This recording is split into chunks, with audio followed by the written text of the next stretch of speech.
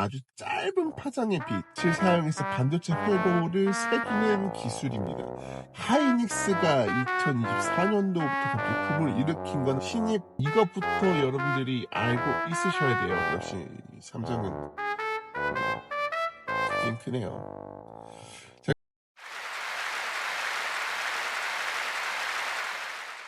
안녕하세요. 저는 취업 컨설턴트 10년차 취업의 신쌤입니다. 오늘은 여러분들 삼성전자와 SK하이닉스를 한번 분석해보는 시간을 가져보도록 하겠습니다. 진학사 캐치라는 곳에서 직장 선호도 조사에서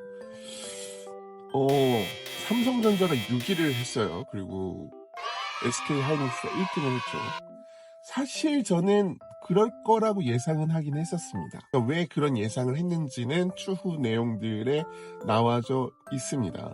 여론들이 조금 많이 바뀌고 있죠. 그리고 반도체 산업에 지금 지원을 하려고 하는 취준생 여러분들에게 뭐지? SK 하이닉스가 왜 이렇게 갑자기 떴지? 삼성전자가 왜 이렇게 한 번에 쭉 떨어지고 있지? 라는 어떤 의문점들을 가지고 계실 것 같아요. 그래서 그 의문점들을 한번 해석해보는 삼성전자와 SK하이닉스의 반도체 산업에 대해서 한번 알아보는 시간을 가져보도록 하겠습니다. 일단 여러분들 각 회사의 반도체 사업에 대해서 알아보기 전에 이것부터 여러분들이 알고 있으셔야 돼요. 반도체 산업 특별법과 근로시간 유연화에 대한 부분들을 여러분들이 알고 있으셔야 됩니다. 윤석열 정부에서 내놓은 법안인데요. 아직 법안이 통과되지 않았습니다. 지금 이 시국에 여당의 힘이 굉장히 줄어들고 있기 때문에 이 법안을 제시한 윤석열 정부가 조금 힘들어하는 이유가 있습니다. 반도체 특별법과 근로시간 유연화가 무엇이냐라면 반도체에서 일을 하는 사람들이 굉장히 많잖아요. 우리나라에서 정해진 근로시간 주 52시간에 관해서 반도체에서 일하는 사람들에게는 좀 근로시간을 유연하게 좀 바꿔달라라는 법안입니다. 왜냐하면 반도체는 특정 시간에 특정 날짜에 생산량이 막 이렇게 올라가요.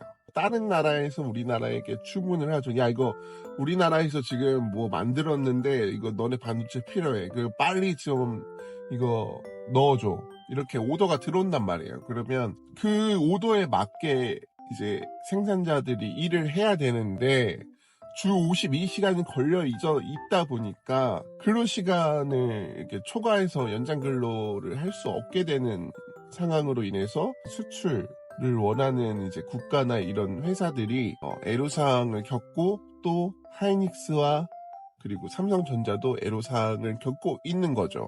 이제 얼마 전에 삼성전자의 임원들이 이제 민주당에 찾아갔습니다. 실제로 찾아가서 반도체 특별법 근로시간 유연화에 대해서 좀 제발 좀 빨리 좀 시행하게 해달라, 통과 좀 시켜달라라고, 우리 일 좀 하게 해달라라고 이야기를 하면서 민주당이 찾아갔지만 아마 민주당에서 잘 가세요라고 하면서 그분들이 원하는 답변을 받지는 못한 것 같아요. 삼성전자는 반도체 R&D에서 업무량의 긴급성과 예측 불가능성을 이유로 주 52시간 예외를 요청한 거예요.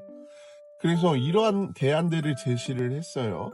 특별법에 대한 기한이 지금 현재 2035년 정도로 되어져 있는데 이것을 2027년도로 좀 빨리 할 수 있게 좀 줄여달라. 그리고 근로일간 11시간 휴식, 7일 이상 연속 근무 금지 등 근로자 건강을 보호하는 조건도 포함해서 요청한다. 그러니까 우리는 근로자들이 아무리 그 근로 유연화를 통해서 일을 빡세게 해도 그만큼의 휴식 시간과 안전에 대한 것들을 감안해서 우리가 진행을 할 테니까 제발 통과 좀 시켜달라라고 이렇게 찾아간 겁니다. 하지만 이거를 민주당이 받지 않는 이유는 이거예요. 장시간 근로를 하면 직원들의 피로도가 증가하고 그리고 번아웃이 이렇게 오는 사람들이 많거든요. 번아웃이 오다 보면은 반도체가 아무래도 세밀한 공정을 필요로 한 곳이기 때문에 다칠 수도 있고 그리고 심적으로도 힘들 수도 있다라는 겁니다. 노동자의 권익을 침해하는 우려가 발생할 수 있다. 반도체 특별법을 통과를 시키면 그럼 다른 직업군의 회사에서도 이제 반도체 이렇게 해줬으면 이제 우리 직업군도 해줘야 되는 거 아니야? 우리도 지금 생산이 딸려서 지금 급할 때가 많은데 우리도 좀 해줘야 되는 거 아니야? 이러한 얘기가 나오면서 이제 복잡해질 수 있다. 그래서 민주당이 지금 거부를 하고 있는 상태고 국민의힘은 굉장히 대찬성을 하고 있습니다. 근데 지금 현재 야당이 강세이다 보니까 야당이 현재 이 부분에 대해서 좀 막고 있습니다. 그러니까 이것들을 여러분들이 이제 반도체 산업군에서 일을 하기 위해서 중요한 근로 시간에 대해서 여러분들이 꼭 알고 있으셔야 됩니다. 그래야지만 내 근무 시간이나 내 삶, 그리고 내 일상들이 어떻게 될지 모르기 때문에 그래서 이 부분은 꼭 항상 예의주시하면서 바라보시길 바라겠습니다. 자, 다음은 이제 본격적으로 삼성전자와 SK 하이닉스에 대해서 비교 분석해보는 시간을 가져보도록 하겠습니다. 일단은 2024년도 채용률에 대해서 간단하게 알아볼게요. 2024년도 삼성전자는 10,000명 정도를 신입 채용했습니다. 삼성전자가 2022년, 2023년 코로나가 끝나고 난 후에 사실 채용률이 좀 많이 감소가 됐었어요. 근데 2024년도에는 채용률을 다시 올려서 그러니까 회사가 어느 정도 좀 안정화가 되어가고 있다라는 거겠죠. 그런 이유로 채용자 수를 좀 늘렸습니다. SK 하이닉스 같은 경우는 상반기에 대한 숫자는 정확하게 나오지 않았어요.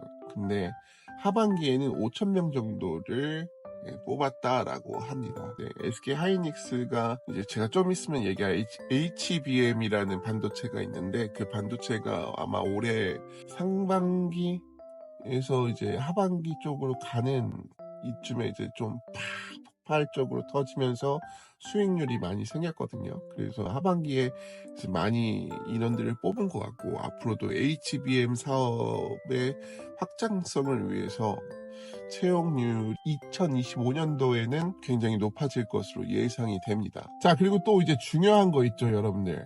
이제 삼성전자와 SK 하이닉스의 연봉 혹은 복지 중요하죠. 우리가 대기업 가는 이유가 뭡니까? 돈 많이 주고 복지 좋고 요거 노리려고 우리가 정말 너무나도 열심히 노력해서 지금 취업을 준비하고 있는 거 아니겠습니까? 그래서 이 부분에 대해서도 한번 알아보는 시간을 가져보도록 하겠습니다.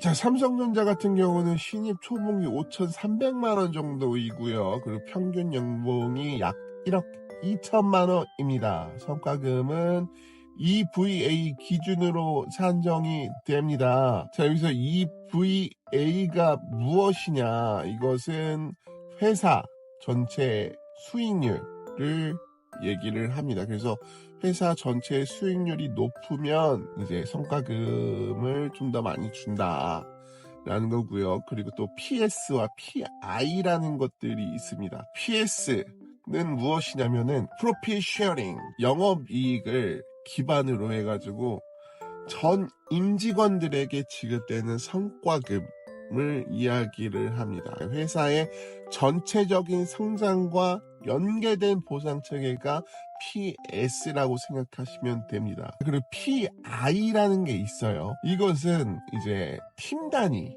혹은 개인 성과에 대해서 주는 성과금을 PI라고 얘기합니다. 사업 부문별로 좀 차이가 있고요. 그리고 좀 케바케예요. 삼성전자 같은 경우는 PS는 연 1회 주고요. 그리고 PI는 연 2회 정도의 성과금이 나옵니다. 자, SK 하이닉스를 한번 알아보면요. 신입 초봉이 5,300만 원 정도 되고요. 그리고 평균 연봉이 약 1억 1,520만 원 정도 됩니다. 그리고 성과금은 영업이익의 10% 기준으로 산정을 하고요. PS는 연 1회, 그리고 PI는 연 2회. 이것도 산업 분야에 따라서 그리고 내가 일하는 팀에 따라서 달라질 수 있다. 하지만 대략적으로 150% 정도의 성과금을 지급을 한다라는 겁니다. 복지 부분에 대해서도 알아보도록 하겠습니다. 삼성전자 같은 경우 가족 지원 부분에서는 육아휴직은 최대 2년을 제공을 해요. 나라에서 선정한 기본 육아휴직은 1년 정도거든요. 근데 이제 대기업이 좋다 한 이런 이유 중에 하나가 또 이런 거죠. 육아휴직을 2년을 줍니다. 이게 굉장히 커요, 여러분들. 그리고 삼성전자 같은 경우는 자녀 학비 지원, 초등학교, 중학교, 고등학교, 대학 등록금까지 자녀 2명까지 지원을 해줍니다. 역시 삼성은 크긴 크네요. 그리고 사내 복지시설로는 피트니스 센터도 있고 병원도 있고 또 카페도 있고 복지 포인트 같은 경우는 연 100만 원 정도를 제공을 하고 있습니다. SK 하이닉스를 한번 봐보도록 하겠습니다. 육아 및 가족 지원은 육아휴직은 최대 2년을 제공을 합니다. 그리고 출산 축하금을 출산 전후로 돈을 줘요. 너무 좋죠. 그리고 휴가도 주고요. 그리고 임산부를 배려해서 근무제 시간이나 이런 것들을 좀 많이 도와주고요. 임산부들을 위한 휴게 공간, 전담 주차 지역까지도 이렇게 따로 이렇게 만들어 주는데 되게 좀 세세하죠. 하지만 여러분들 이건 아셔야 되는 건 육아휴직을 이렇게 준다라고 되어져 있지만 이것도 케바케다. 이것도 내가 어디 산업 분야에 어떤 팀에 어떠한 상사들과 어떠한 팀원들과 함께 일하냐에 따라서 이런 부분들을 누릴 수 있을지 없을지 달라질 수 있다는 점 꼭 알고 계시길 바라겠습니다. 복지 포인트 같은 경우는 300만 원 정도를 지원을 해줍니다. 그리고 SK는 매월 통신비까지도 지원을 해주죠. 월 3만 원. 그러면은 이제부터는 그 반도체 공정에 대해서 한번 알아보는 시간을 가져보도록 하겠습니다. 가장 중요한 시간입니다. 도대체 삼성전자와 SK 하이닉스는 어떠한 반도체들을 만들고 그 반도체에 대한 평가는 현재 어떠하고 이러한 부분들에 대해서 제가 설명을 드리도록 하겠습니다. 자, 일단은 여러분들이 첫 번째로 알고 있어야 되는 게 DRAM이라고 하죠. 그리고 HBM.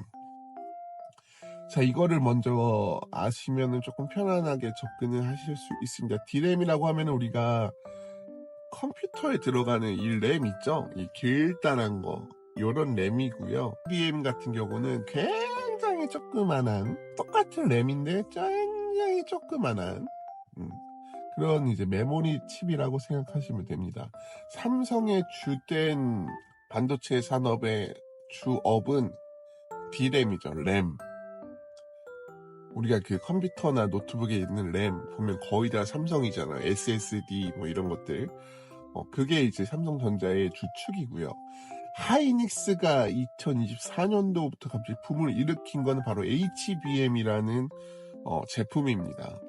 고속 데이터 처리와 대용량 작업을 필요로 하는 AI, 그리고 그래픽 카드, 데이터 센터 같은 고성능 애플리케이션에 특화된 메모리로 사실 D램보다 앞서간 램이다. 고부가 가치 제품이라고 생각하시면 됩니다. 그리고 이제 이렇게 두 가지의 크게 램과 HBM으로 삼성전자와 하이닉스를 일단 크게 한번 나눠 놓고요. 그리고 나서 하이닉스에 대해서 이제 말씀드리도록 하겠습니다. 하이닉스는 일단 EUV, 그리고 3D 낸드, 그리고 HBM 이 세 가지를 알고 계시면 됩니다. EUV란 무엇인가? EUV는 아주 짧은 파장의 빛을 사용해서 반도체 회로를 새기는 기술입니다.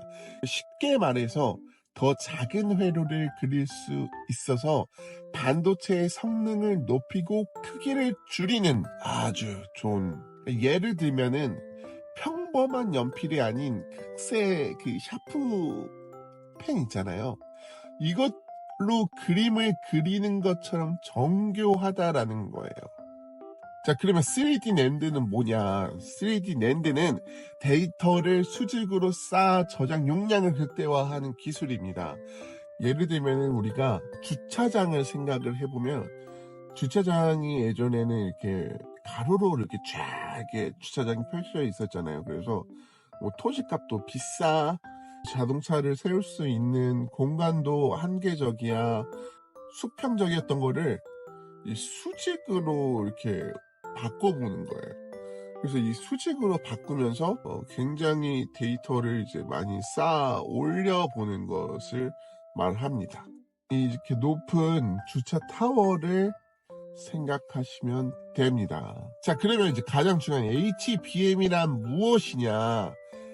하이 브랜드 위드 메모리라는 뜻을 가지고 있습니다. HBM은 초고속 데이터 처리와 대용량 데이터를 다룰 수 있는 고성능 메모리 기술입니다. HBM은 여러 개의 D램을 수직으로 쌓아서 TSV라는 연결 기술로 연결합니다. 이 TSV라는 기술도 아까 말씀드린 3D 낸드와 비슷하게 이렇게 수직으로 쌓아 올리는 기술을 이야기합니다. 가장 중요한 포인트는 이건데요. 바로 AI, 머신러닝, 데이터 센터, 그래픽 카드 등의 아주 좋은 칩셋이라고 생각하시면 됩니다. 요즘에 HBM3가 나왔어요. HBM3 기술 개발하여서 세계적인 시장 점유율을 높이고 있습니다. HBM3는 세계 최초로 상용화되었고요. 그리고 경쟁사 대비 기술적으로 우위를 확보하고 있습니다. 아까 말씀드린 TSV 기술과 EUV 공정을 결합해서 생산성 효율을 극대화하고 있는 중입니다. 자, 그러면은 2024년도 SK 하이닉스의 성과 부분에 대해서 말씀드릴게요. SK 하이닉스 2024년도에 이 HBM3라는 걸로 인해서 생산력을 2배로 올렸고요. 글로벌 AI 및 데이터 센터 수요를 적극적으로 충족시켰습니다. HBM 관련 매출은 전년 대비 50% 증가했고요. 그리고 SK 하이닉스의 전체 매출 40%를 차지하였습니다. 회사 성장의 핵심 동력이라고 볼 수 있죠. 그리고 또 좋은 거, 엔비디아와 AMD 그리고 구글과의 협력을 딱 맺었다라는 거, 아마 많은 분들이 좋아하실 것 같습니다. HBM이 계속해서 지금 좋은 곳들과 협력 업체를 맺고, 그리고 수출이 원활하게 되면서 SK 하이닉스가 굉장히 부상했다라는 뜻입니다. 자, 그리고 이제 삼성전자를 한번 알아보도록 하겠습니다. 삼성전자도 똑같이 EUV 공정이 있습니다. 근데 여기서 SK 하이닉스와 다른 건 뭐냐면은 낸드 플래시라는 게 나와요. 낸드 플래시. 이거에 대해서 또 구분을 할 필요가 있는데요. 좀 간단하게 말씀드리면 낸드 플래시는 뭐냐면, D램 같은 경우는 휘발성이기 때문에 컴퓨터가 꺼지거나 스마트폰이 꺼지면 램도 꺼져요. 하지만 낸드 플래시는 제품이 꺼져도 그 안에서 메모리 칩이 계속 돌아가고 있는 거예요. 낸드 플래시는 데이터를 원하는 일정 기간 동안 저장할 수 있다라는 거예요. 비휘발성 데이터와 저장 능력이라는 겁니다. 그러니까 스위치를 끄고 켜도 낸드 플래시는 계속해서 돌아가기 때문에, 그래서 내가 그 전에 저장했던 것들이 계속해서 유효하게 돌아가고 있는 겁니다. 어떤 느낌인지 아시겠죠? 삼성전자의 또 하나의 특징, 바로 GAA입니다. 기존에 있었던 FET 기술 대비 전력 소모를 최대 50% 이상 줄였고요. 처리 속도를 30% 이상 향상시키는 혁신적인 트랜지스터 구조를 도입해서 차세대 반도체 설계에 앞장서고 있습니다. 자, 여기서 트랜지스터라는 거 처음 보신 분들 혹은 이과생들은 아실 수 있겠지만 뭐냐면은 전원 스위치라고 생각하시면 돼요. 가스 밸브 이런 것처럼 전류가 흐르는 것들에 대해서 탁 켜서 요 정도 흘러, 딱 꺼서 이제 그만 흘러, 이런 것들을 트랜지스터라고 얘기합니다. 그러니까 물이나 전자의 어떤 흐름을 조절해서 신호를 관리하는 장치라고 생각하시면 됩니다. 이게 이제 GAA의 주된 특징인데, 예전에는 FET는 이러한 밸브가 3개였어. 그래서 전류가 이렇게 흐르잖아요. 그러면은 이 전류를 막는 게, 예를 들면 문이 3개야. 그래서 전류가 이렇게 나가는 거를 트랜지스터가 이렇게 딱 꺼서 막는데, 문이 작아서 이게 막 흘러나가는 거예요. 근데 GAA는 문을 더 많이 만들었어. 전류가 새어나가는 것을 더 철저하게 만드는 기술이라고 생각하시면 됩니다. 그래서 이 GAA는 어디에 사용하냐? 스마트폰에 사용합니다. 애플리케이션 프로세서에 적용되어서 전력 소모를 줄이고 성능을 향상시킵니다. AI 및 데이터 센터, 고성능 반도체 설계의 필수적인 기술이라고 생각하시면 됩니다. 자, 그러면 2024년도 삼성의 메모리 칩으로 인한 성과를 한번 알아보도록 하겠습니다. 디램 같은 경우는 매출의 약 30% 글로벌 시장 점유율을 유지하면서 데이터 센터와 모바일 시장의 수요를 적극적으로 충족시켰습니다. 엔드플러시의 기술은 SSD와 모바일 디바이스 저장 솔루션의 매출이 전년 대비 약 15% 이상 증가했습니다. 이제 이 삼성전자와 SK 하이닉스에 대해서 우리가 알아보는 시간을 가졌는데, 다음 시간에는 그렇다면 이러한 이 반도체 분야에 입사하기 위해서는 어떠한 준비들이 필요한지에 대해서 알아보는 시간을 가져보도록 하겠습니다. 이번 시간을 통해서 여러분들이 삼성전자와 SK 하이닉스의 주된 사업들이 무엇이고, 그리고 어떠한 차이점들이 있는지를 알아봐 주시면 너무나도 감사드리겠습니다. 지금까지 취업의 신쌤이었습니다. 이번 공부를 제가 좀 했거든요. 그래서